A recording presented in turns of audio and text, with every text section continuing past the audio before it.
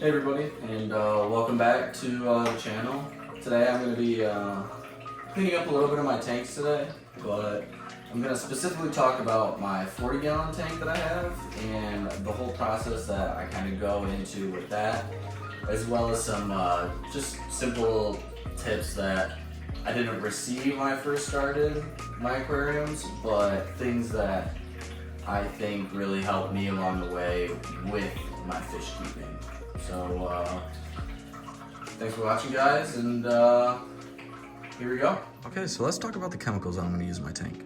I'm going to use specifically this Imaginitarium water clarifier. It's the cheapest water clarifier that I can get. I also don't seem to have any specific problems with my aquariums when I use it. So if you want to use a different water clarifier that's more expensive, by all means go for it. Then I will use stability to restart my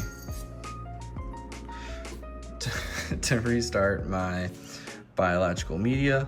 And then I will also use prime to remove the chlorine in chloramine, as well as detoxifying the ammonia, nitrate, all of that stuff.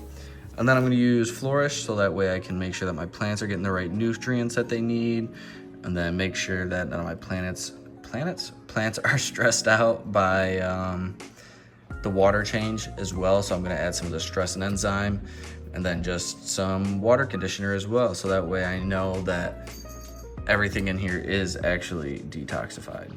So thinking about it, guys, when I just mentioned this water conditioner, I actually just picked up the Seacom Prime.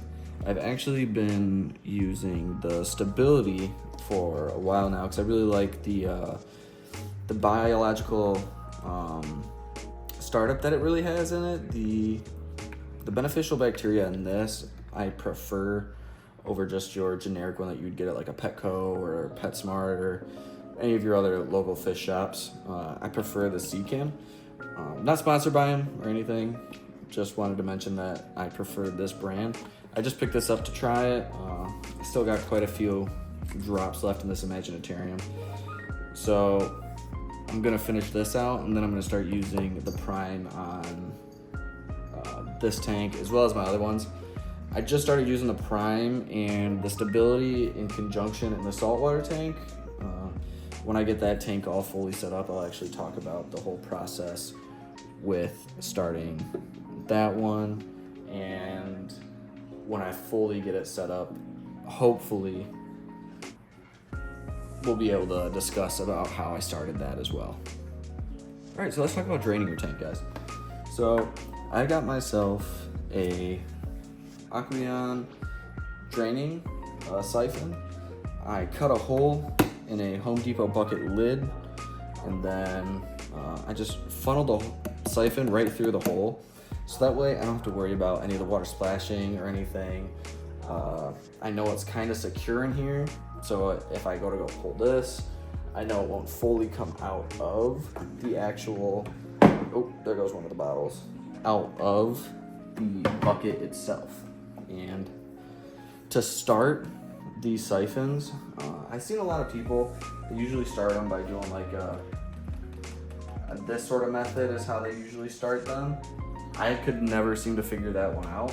So what I do, dip the siphon in, tilt it up, and then all the water will start draining into here, and you'll start seeing it go down. The water level in this will actually go down, and then once it starts going down, you just want to put this back in at an angle, and it will fill right back up. So down, fill it up, tilt up. Once it starts going down, this will get filled back up, and your siphon should start.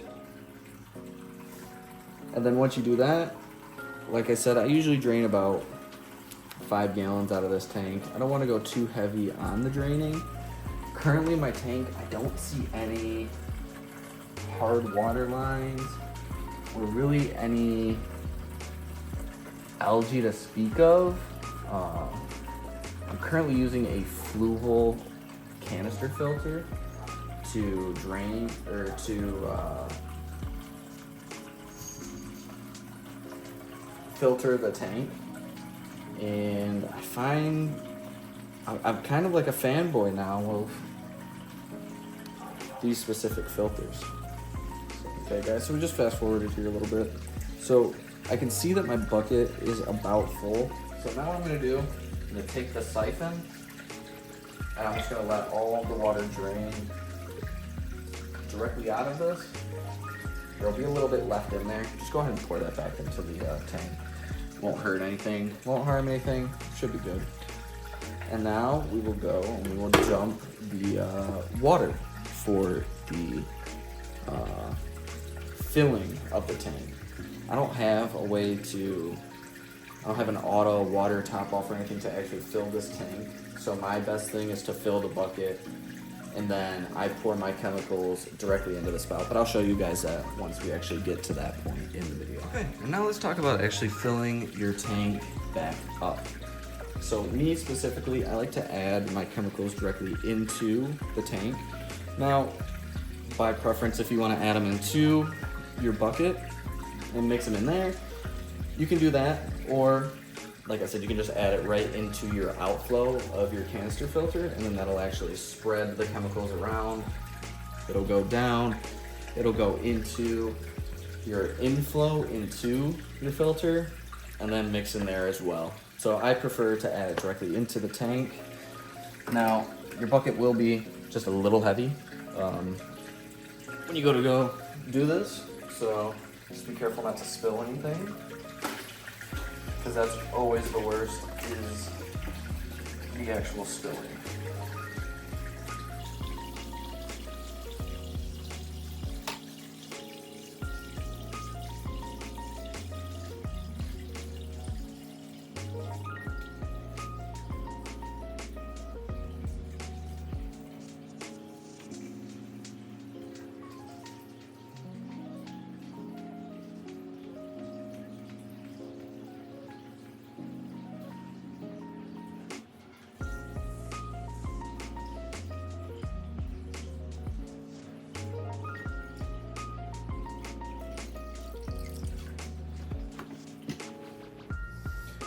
Okay, and now what I like to do is sometimes with this plant that I have in here that is actually wrapped around the wood here.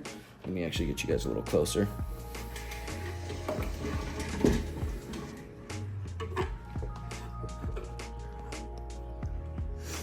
So what I like to do is these plants here, these are called Lazy Susans. I got them at a local florist shop slash hydroponic shop. They're a fully aquatic plant. They will start growing out of the tank. The only downside to them is these fish love to sometimes nibble on them, and you'll see some of the pieces start floating away at the top. But any of the loose pieces that I see straggling up here, up at the top of my tank, I'll just take and I will grab them. And they're actually really great for shrimps. So shrimp love to actually breed in these plants, and not only that, but they also are very good at getting algae on them.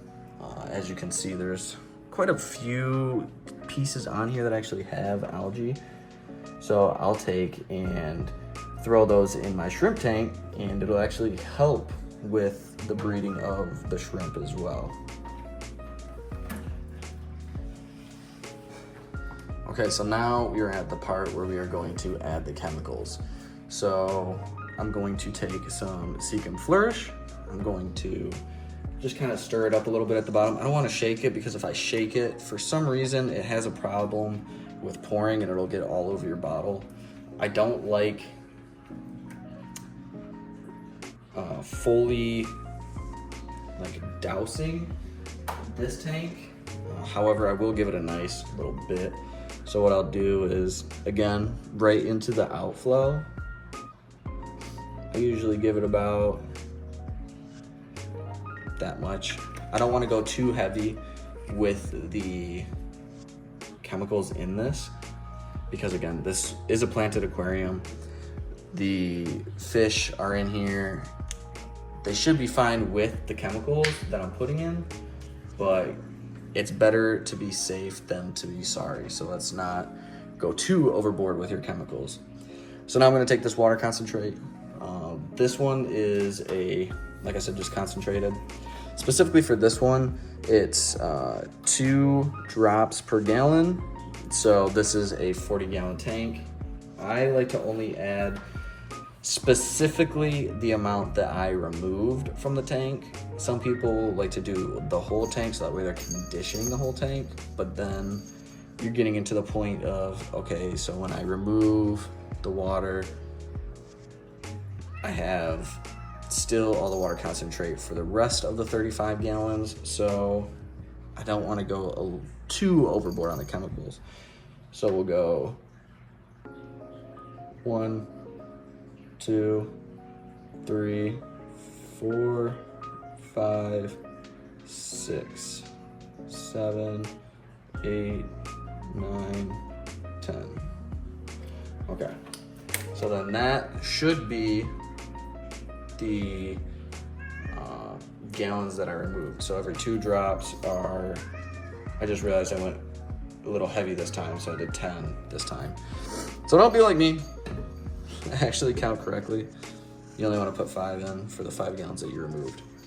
For the water clarifier, my tank doesn't really get too dirty and overcrowded with specifically the items floating around, I want to say, all of the bacteria. So I just add a little bit, not too much, just a little dousing, I call it. And then we're gonna get the stability. Again, this is just to restart the biological media that I technically removed from the tank. So I like to add just a cap full to this one. Take a cap full. Again, right into the outspout. And then so that way the fish aren't stressing, we're gonna take the stress enzyme and toss that in there as well.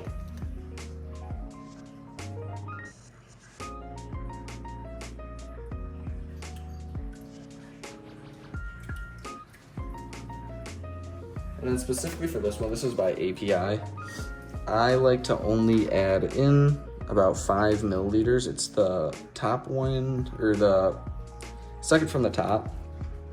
For this one, you're supposed to shake and then add 5 milliliters per 10 gallons. Again, this is a 40-gallon tank. I'm not gonna douse the whole entire tank.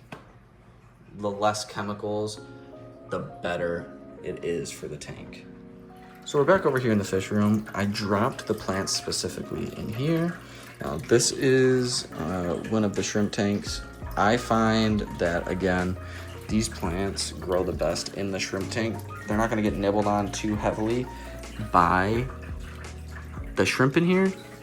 So I just find it best to be put into my shrimp tanks. Okay, so let's talk about a few more tips on your aquarium itself.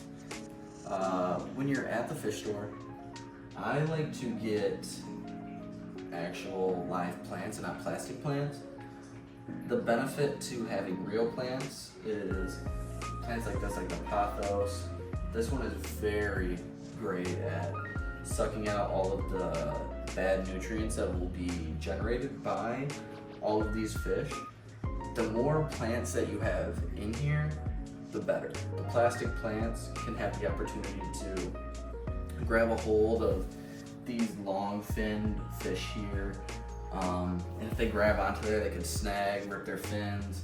And then you start stumbling down a whole entire rabbit hole of actually fixing and taking care of the fish there as well. Another tip, all of these live plants are amazing at cleaning up the tank. So the more plants, the better. You can see that I've got some bamboo down in there. Bamboo aren't supposed to be fully saturated, but I do have a CO2 diffuser attached to this tank. I'll create a video on how I do that as well. I'm kind of new to, I'm kind of new to the actual CO2 diffuser. realm. So I don't want to give too many points. No, I don't want to give too many pointers on that and then lead you guys down a bad route. But with the CO2 diffuser, the plants actually are better at getting the actual nutrients that they need from the CO2 and stimulating the growth in the tank, especially into the nutrients of the plant that are submersed. So they're getting the CO2 from outside, and then they're also getting it from the inside. Another tip, toothbrush. If you have an extra toothbrush laying around from the dentist office, you bought a pack of toothbrushes, you can get a toothbrush for like $2, $1. Instead of getting the scrapers that you would get from your local fish store, I would say grab a toothbrush. Okay, Miss Leia, you gotta figure out where you're going. You gotta figure out what you're doing. Your claws. I like to get a toothbrush because I can get into a lot of these tight areas, especially like right here. So if I wanted to get right here, I can just easily scrape right here, and I don't have to worry specifically about cutting the silicone glue that holds these sides together. It's just gonna gently scrape it off. The algae that grows in these tanks is not gonna be as heavy as like the plaque on your teeth, and toothbrushes get the plaque off your teeth. So consider the algae in here is like the plaque on your teeth. You wanna make sure that you're really scraping that off. I think that's kind of it for my tips on cleaning a tank. If there's anything else that you guys do differently, please let me know, and maybe I'll add that sort of regimen into my setup. But yeah, thank you for watching, guys, and tune in next week, and we will discuss on how to, we'll do a video on how to get breeding of shrimp started. So thank you guys so much for watching. Talk to you soon.